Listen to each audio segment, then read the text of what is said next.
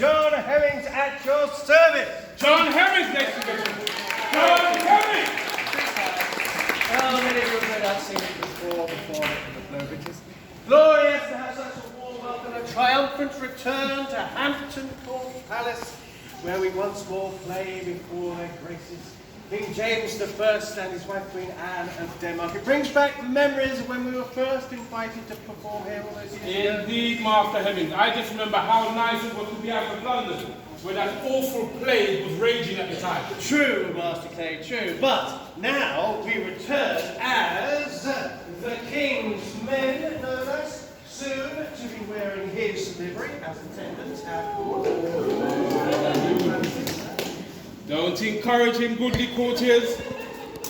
As you can see, he's quite excited, but grooms of the chamber are not exactly high-ranking, are they? Well, Master Clay, it is a sign that we enjoy royal favour, and it tells everyone else how important we are. And don't forget, we are being paid £10 per performance. £10, which is a lot more than we get for a full day at the Playhouse. And being the investor in the company, it is great news for me. That is true, Mrs. Quickle, but it is still a shame that we will not afford to put the near 3,000 the crown into our little Playhouse. The great globe itself. Have you been, man? What did you see?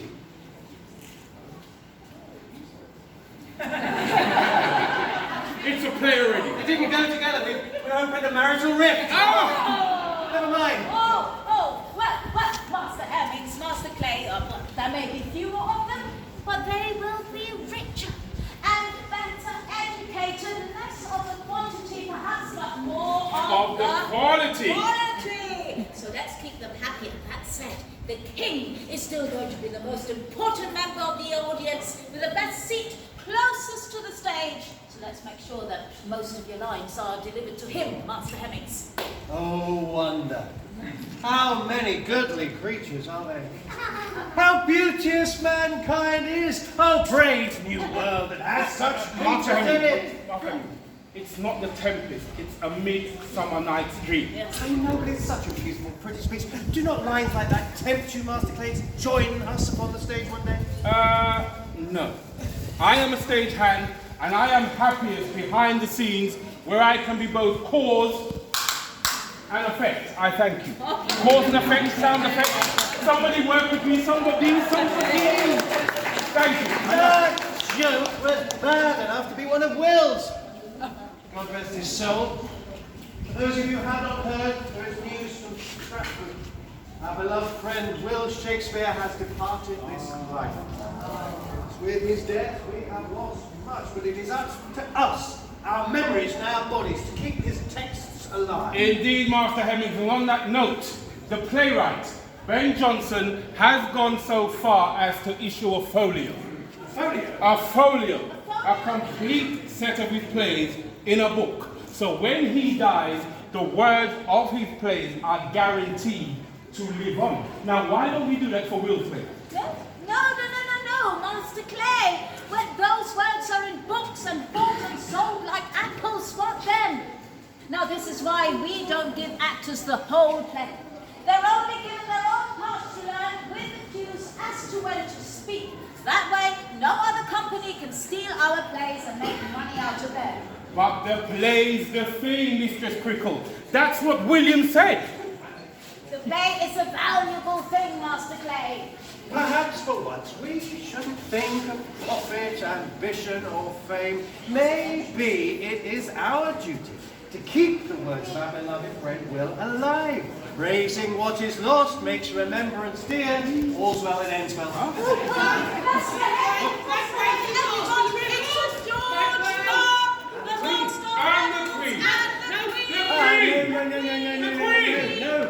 is not the Queen. It is a mere spangler. And I see that you have at last arrived here at the palace, and that there are not 15 of you. I count just 3. Well, Sir George, as you can see, the weather is very inclement, but our company is in full strength.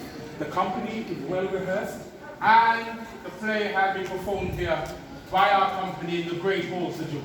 Well, before it is performed again, I need to see it, to judge it, and to make sure it is fit for royal eyes and ears. You are not at a common playhouse now. This is the royal palace of Hampton Court.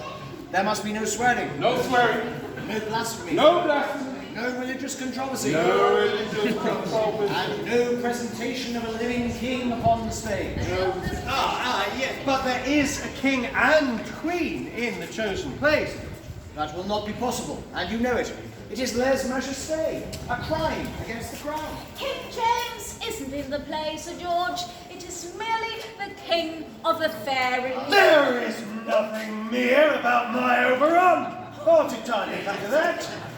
And besides, Sir George, as the king himself has said, and I quote, "A king is as one set upon a stage, whose smallest actions and gestures all the people gazingly do behold." I would suggest you have just come very close to lèse-majesté then. Impersonating the king? Yes. But this is not a stage, so I will let it pass. But there must be no repeat of the occasion on which your company, at the time of rebellion against the late Queen Elizabeth, first of that name, performed a play about the downfall and murder of a king. Well, in this play there must be nothing politically sensitive. There is nothing more sensitive, Sir George, than a lover's heart. The lunatic, the lover and the poet are of imagination all compact. Wondrous words, What? if I'm not mistaken, and I never am. Those are the words of Master Shakespeare. Indeed. So you will be giving us his Midsummer Night's Dream. We are such stuff as dreams are made on, and our little life is rounded with a sleep. He seems to be performing the Tempest. Forgiving Sir George, she is very excited to be here at court. Indeed. And seems to be performing already their collected works of Master Shakespeare. A calm will follow the storm. And not just a calm, but as they say, a dream and a transport to the magical Midsummer's Night. And there's a role for the Queen! I mean, of course, there's a role as a Queen, and not for me, naturally. Of course not, because you are not the Queen. No! In that case, may I ask who you are? Me? Mistress Dane. I am Mistress Dane. I am but an humble spangler, what the Master of the Revels has asked to come and look over your costumes to make sure they will make the best impression. There's no other players' company in England with better costumes than the King's men. At least not if you look at them from a distance. All that glisters is not gold, eh?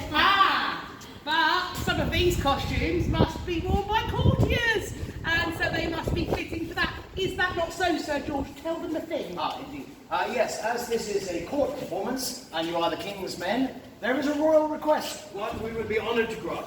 And obliged to, Sir George. Yes. So you will use certain members of the court here, the goodly people we see before us, standing or in some cases sitting, to take parts in your play when you perform it later. I think this will greatly amuse the King. And what is more, the play you have chosen gives ample opportunity to do it. And as this is to be a performance at court, might it not be that an humble spangler with the ambition to act could play a role? That's the idea,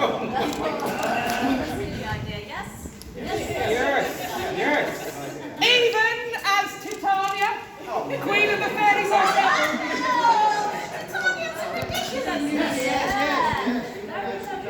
Then you shall have a queen for your queen. How very appropriate. Oh, Majesty! Who knew? Your Majesty, who knew? Your Majesty, you are clearly the best amongst us to play a part. I know, I'm very good. And yet, I do find myself somewhat confused. Why should it be that women cannot play a role on your professional playhouse stage? For they do so on the continent, in France and Italy, so why not here? You're a woman, so tell Well, me something. there are many opportunities for women in the theatre, Your Majesty, yes. They may invest in the business and help manage it as I have done. Or indeed become gatherers, collecting the money from the people who come to see the play, and then taking that money to the box in the office at the end of the night. We must always look to the box office, Your Majesty. tire women. Oh, yes, of course, entire women who work on costumes and hair pieces. Compliment her. Compliment her. Compliment her Majesty. Oh, and the role that you played so brilliantly, Your Majesty, and so very fitting with your beautiful, delicate hands. A spangler who sews sparkle and sequins onto costumes to make them glitter in the light, just like you. Your Majesty, the light in your great hall, so beautiful, so wondrous, so many chandeliers and candlesticks. A mere glass bead, Your Majesty, just like you, shines like a diamond, Your Majesty. Like a diamond, Your Majesty. Oh, do stop grovelling! We have much to be getting on with and nothing yet commenced. Either part? Indeed, sir. Let us go, Your Majesty. I am with you. Sir George. Your Majesty, one moment. Sir George. Yes, an arrangement must be made as to the payment of our fee. £10 per performance, is it not, Sir George? Yes, £10 per performance, the same as my annual fee as Master of the Revels here. It is well then that you charge us for licensing and approval of our plays and have many other ways of increasing your income. Let me remind you that my endorsement gives you license and status, and that a player without a patron is liable to be ripped or burned through the air.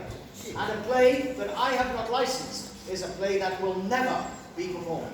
You will always find the King's men eager to please Sir George, Your Majesty. Eager to please, Your Majesty. I would have been pleased to leave when I started departing. Why did you stay? Yes, To Your make Majesty. clear. Why don't you shut it down? Do you forget who's queen here? Open the door. Well, now we're in a pickle, aren't we? What are we going to do? She cannot play Titania. To be Titania. Oh, what are we going to do? I think we need some help. Master Henry, Master Clay. All you goody courtiers, could you please help us out? At the hour of 11:45, can you help us prepare in the Great Watching Chamber for our performance of A Midsummer Night's Dream? The Great Watching Chamber up the stairs through the Great Hall, and it's in that room over there. Please come and help us. We need all the help we can get. 11:45 upstairs. Thank you very much. Thank you very much.